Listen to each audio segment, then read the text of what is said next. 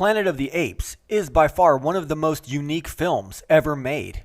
It's a true classic that centers around a provocative and bewildering concept, a planet of talking apes. But I've never seen anyone on YouTube attempt to explain exactly how and why the apes in the movie are capable of speech.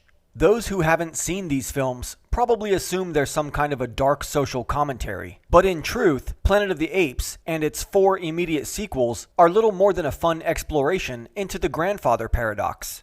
The first film is set in 1973. Charlton Heston, or Taylor, is captain of a team of astronauts whose ship malfunctions, causing them to crash land on a random planet. On this oddly familiar planet, humans are reduced to living like animals, being hunted for sport by a society of apes who have the ability to speak, read, write, and build infrastructure. 2 apes, Cornelius and Zira, and their close associates are soon introduced. This small faction of apes are the only ones who show Taylor any kind of compassion and end up playing the most vital role in all of this.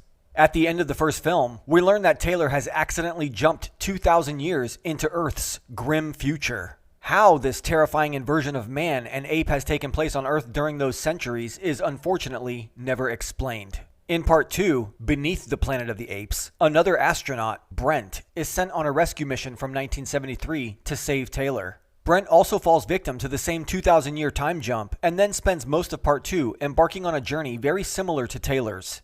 His ship is wrecked beyond repair. However, Taylor's ship is still somewhere out in the Forbidden Zone and is still functional. While on his quest, Brent falls into a trap set up by a group of separatist human beings who live underground and have evolved to communicate telepathically. These people, in stark contrast to the surface dweller mutes, are much more like the humanity of today, still utilizing language, wearing elaborate clothing, and practicing religion. They are in possession of a nuclear missile, which they worship as a god. They're also holding Taylor captive, who had fallen into the same trap earlier.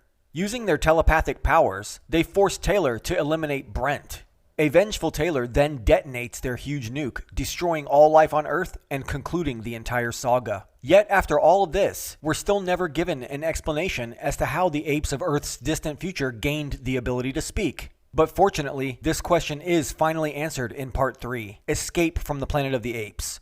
Now, while Taylor is on course to nuking the Earth into complete obliteration, Cornelius, Zira, and a friend of theirs find Taylor's still functional ship out in the Forbidden Zone. They fly into space and escape the nuke, but fall victim to a reverse time jump traveling right back to 1973. The people of 1973 are shocked to be met by 3 talking apes.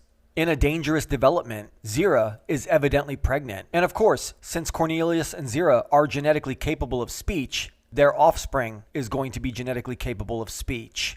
They successfully deliver a son and name him Caesar. This is a huge concern for the government officials of 1973. They decide it's best to simply eliminate this paradoxical family of talking apes who came from the future. Cornelius and Zira are sadly hunted down, but their newborn son is rescued by a zookeeper. In part 4, Conquest of the Planet of the Apes, Earth suffers a viral outbreak which causes all domestic pets to go extinct. This in turn causes humanity to adopt apes as pets, but humanity eventually just turns their new pets into slaves.